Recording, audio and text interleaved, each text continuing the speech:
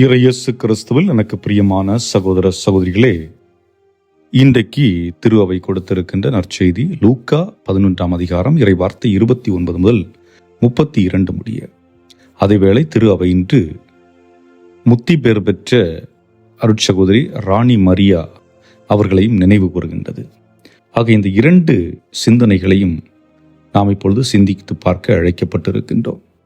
முதலாவது நற்செய்தியினுடைய சுருக்கம் என்னவென்று பார்க்கின்ற பொழுது, இயேசுவிடம் மக்கள் அடையாளம் கேட்கின்றார்கள்.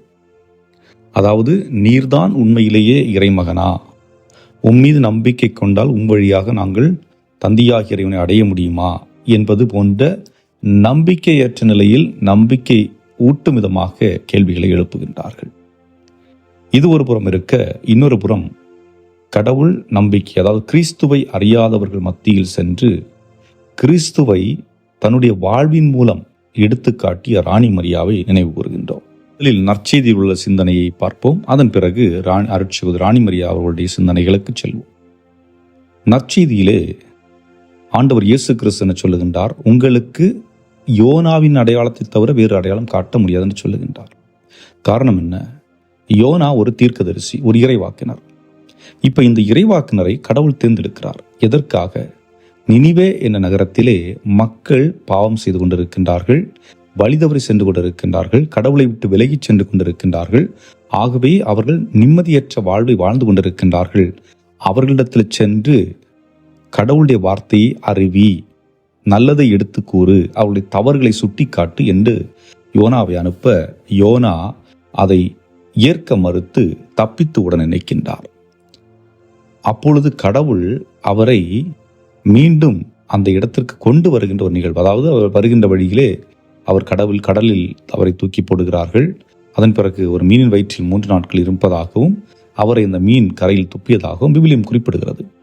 ஆக என்ன நாம் பார்க்கின்றோம் என்றால், ஒன்று, கடவுளுடைய வார்த்தைக்கு அவர் செவி கொடுக்கவில்லை. ஆனால் இருப்பினும் கடவுள் அவர் மீது இரக்கம் கொள்ளுகின்றார். அவர் கடவுளுடைய இரக்கத்தை பார்த்த யோனா மனம் மாறுகின்றார். மனம் மாறி அந்த நினிவே மக்களிடத்தில் செல்லுகின்றார். அங்கே சென்று அவர்கள், ஏன்னா ஏன் இவர் பயந்து ஓடினார் அப்படின்னா, நான் சொன்னா இவங்க கேட்க போறாங்களாக்கும், நான் சொல்லியா இவங்க கேட்க போறாங்க. ஏனென்றால் பலருக்கும் தன் மீது நம்பிக்கை இருக்குமே ஒழிய கடவுள் ஒருவர் இருக்கிறார், அவரை நம்ப வேண்டும் என்று எண்ணுவதில்லை. ஆனால் அவருக்கு நடந்த நிகழ்வை அவரை அறிந்து கொண்ட பின்பு தன்னொரு கடவுள் இருக்கின்றார் என்ற ஒரு எண்ணத்தை தனக்குள் கொண்டவராக அந்த மக்களுக்கு சென்று அறிவிக்கின்றார். அந்த அரசனை சந்தித்து அறிவிக்கின்றார். அந்த அறிவிப்பை கேட்டவுடனே அரசனை என்ன சொல்லுகின்றான்? நாம் தவறிழைத்திருக்கின்றோம், ஆக நம்முடைய தவற்றிற்கு நாம் தேவையானவற்றை அவர் சொல்லுவது போல் செய்வோம் என்று அந்த மக்கள் நோன்பிருந்து ஆண்டவரிடத்தில் மன்றாடி மனம் மாறியதை பார்க்கின்றோம். ஆக எந்த ஒரு செயலை செய்தாலும், நல்ல செயலை செய்கின்ற பொழுது கடவுள் என்னோடு இருக்கின்றார், அவர் என்னை செய்ய சொல்லுகின்றார், அவர் எனக்கு உதவி புரிகின்றார், அவர் எனக்கு வல்லமை தருகின்றார் என்ற நம்பிக்கை அடிப்படையில் தேவை என்பதை யோனா இறைவாக்க நமக்கு சொல்லுகின்றார். அடுத்ததாக பார்த்தோம் என்றால், இயேசு கிறிஸ்து தென்னாட்டு அரசியை பற்றி குறிப்பிடுகிறார். இந்த தென்னாட்டு அரசி சாலமோனின் ஞானத்தை கேட்டு உண்மையிலேயே சாலமோன் ஞானம் உள்ளவரா என்று அறிந்து கொள்வதற்காக தூரத்திலிருந்து வருகின்றார். ஒரு அரசி ஒரு அரசனிடம் ஞானம் இருக்கிறது என்று தெரிந்து கொள்ள இத்தனை தூரம் கடந்து வர வேண்டிய அவசியம் என்ன? அவரிடம் ஒரு நம்பிக்கை இருக்கிறது. ஒருவேளை அந்த சாலமோன் அரசர் ஞானமுள்ளவராக இருந்தால் அதை நான் ஏற்றுக்கொள்ள வேண்டும், அவருடைய உதவி எனக்கு தேவைப்படும் என்ற ஒரு எண்ணம் அவருக்கு இருக்கிறது. அந்த அடிப்படையிலே அவர் நம்பிக்கை கொள்ளுகின்றார். ஆக ஆண்டவர் சொல்லுகின்றார், இந்த 2 நபர்களும் நம்பிக்கையை வெளிப்படுத்துகிறார்கள். ஆனால் உங்களோடு நான் இருக்கிறேன். தந்தையாகிய இறைவன் தன்னுடைய மகனை அனுப்பி, அந்த மகன் உங்களுக்காக உங்கள் மத்தியிலே இருக்கின்றார். அவரை நீங்கள் கண்டுகொள்ளவில்லை, அவர் இருக்கின்ற அந்த அடையாளத்தை அறிந்து கொள்ளவில்லை, அவருடைய உடனிருப்பை அறிந்து கொள்ளவில்லை, அவர் செய்கின்ற அந்த செயல்களை அறிந்து கொள்ளவில்லை, அவர் தன்னை வெளிப்படுத்துகின்ற விதத்தை அறிந்து கொள்ளவில்லை. இதை மீறியுமா நீங்கள் அடையாளம் கேட்கின்றீர்கள் என்று கேட்கின்றார். கேட்டுவிட்டு என்ன சொல்கின்றார்? யோனாவிற்கான அடையாளம். யோனா 3 நாட்கள் மீன் வயிற்றில் இருந்தது போல் இந்த இறைமகன் இந்த பூமியினுடைய இருள் பகுதியிலே 3 நாள் இருந்து இந்த இறந்த ஆன்மாக்கள் அனைத்தை மீட்பார் என்ற ஒரு நம்பிக்கையை கொடுக்கிறது. இயேசு மரித்து 3ஆம் நாள் உயிர்த்தெழுந்தார் என்று சொல்லுகின்றோம் அல்லவா? அந்த நிகழ்வு தான் இதை குறிக்கிறது. ஆக இப்பொழுது ராணி மரியா அவர்களுடைய வாழ்வை பார்க்கின்ற பொழுது அவர்களும் கடவுள் நம்பிக்கையை மையப்படுத்தி தன்னுடைய பணியை மேற்கொள்ளவில்லை. மாறாக மக்கள் பெரும் ஜமீன்தர்களிடம் அடிமைகளாக இருக்கின்றார்கள்.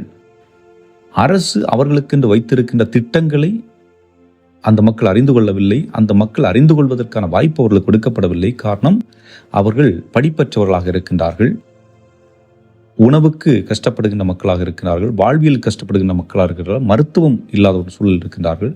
அப்படிப்பட்ட மக்களுக்கு உதவி செய்ய செல்லுகின்றார்கள். ஆனால் உதவி செய்ய செல்லுகின்ற இடத்தில் கூட அவர்கள் நிராகரிக்கப்படுகின்றார்கள், உதாசீனப்படுத்தப்படுகின்றார்கள். இருப்பினும் எப்படியாவது செய்துவிடலாம் என்று அவர்கள் கடவுளுடைய உறுதுணையோடு கடவுளுடைய அந்த வல்லமையை பெற்றவர்களாக பல பணிகளை செய்கின்றார்கள். இறுதியில் அவர்களும் சாட்சியாக கொல்லப்படுகின்றதை பார்க்கின்றோம். ஆகவே அன்புக்குரியவர்களே, அடிப்படையில் நம்முடைய வாழ்வில் தேவை ஒன்று நம்பிக்கை, இரண்டாவது கடவுளுடைய இரக்கத்தை உணர்ந்து கொள்வது, மூன்றாவது மனமாற்றம். இந்த மூன்றும் இருக்கின்ற பட்சத்திலே நம்முடைய வாழ்வில் இன்பம், மகிழ்ச்சி இவைகள் நிலைத்து நிற்கும். நம்முடைய வாழ்விலும் நம்முடைய குடும்பத்திலும் பார்ப்போம். நாம் பல நேரங்களில் நம்மிடம் இருக்கின்றவற்றை பற்றி யோசிப்பதில்லை, இல்லாதவற்றை பற்றி யோசிக்கின்றோம். எனக்கு அது இல்லை, பக்கத்து வீட்டுக்காரன்ட்ட கார் இருக்கு, எனக்கு இல்லை. பக்கத்து வீட்டுக்காரன்ட்ட வீடு இருக்கு, எனக்கு இல்லை. பக்கத்து வீட்டுக்காரன்ட்ட அது இருக்கு, எனக்கு இல்லை. இல்லாதவற்றை பற்றி யோசித்து நம்முடைய வாழ்வை வீணடித்துக் கொண்டிருக்கின்ற பல சூழல்கள் இருக்கிறது. ஆக அப்படிப்பட்ட சூழல்களுக்கு முக்கியத்துவம் கொடுக்காமல் கடவுள் என் மீது இரக்கம் கொண்டிருக்கின்றார், கடவுள் என்னை நேசிக்கின்றார், கடவுள் என்னை அன்பு செய்கின்றார், என்னுடைய தேவைகளை முன்னின்று நடத்துகின்றார் என்று கடவுள் மீது ஆழ்ந்த நம்பிக்கை கொண்டவர்களாக இருக்க வேண்டும் என்பது முதல் அழைப்பாக இருக்கிறது. இரண்டாவதாக மனமாற்றம். பல நேரங்களில் கடவுளிடமிருந்து நாம் விலகி ஓடுகின்றோம். எப்படி யோனா இறைவாக்கினர் விலகி ஓடினாரோ அதுபோன்று கடவுளுடைய திட்டத்தை ஏற்க மறுத்து நாம் விலகி ஓடுவது வழக்கம்.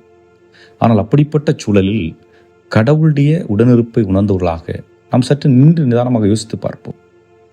நாம் வாழ்ந்த காலகட்டத்தில் கடவுள் எந்தெந்த சூழல்களில் நமக்கு உறுதுணை புரிந்திருக்கின்றார், எந்தெந்த சூழல்களில் நம்முடைய உயிரை காப்பாற்றி இருக்கின்றார், எந்தெந்த சூழல்களில் நம்முடைய குடும்பத்தில் உள்ள பலருக்கு தேவையானவற்றை செய்திருக்கின்றார், அவற்றை உணர்ந்து கடவுளுடைய உணர்வை உணர்ந்து நாம் நம்முடைய வாழ்வின் யதார்த்தத்திலிருந்து மனமாற வேண்டும்.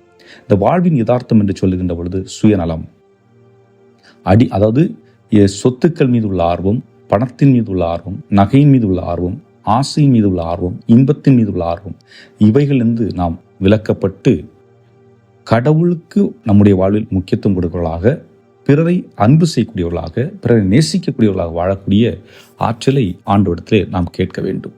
என்றும் வாழும் இல்லாமல் இறைவா, நாங்கள் நீர் எங்களுக்கு விட்டு சென்ற அடையாளமாகிய உயிர்ப்பின் அடையாளத்தை நினைவில் கொண்டு அதன் உயிர்ப்பு எங்களுக்கும் உண்டு என்ற நம்பிக்கையில் வாழக்கூடிய அருளையும் ஆற்றலையும் எங்களுக்கு தந்தருள எங்கள் ஆண்டவராகிய கிறிஸ்து வழியாக மன்றாடுகின்றோம். ஆமென்.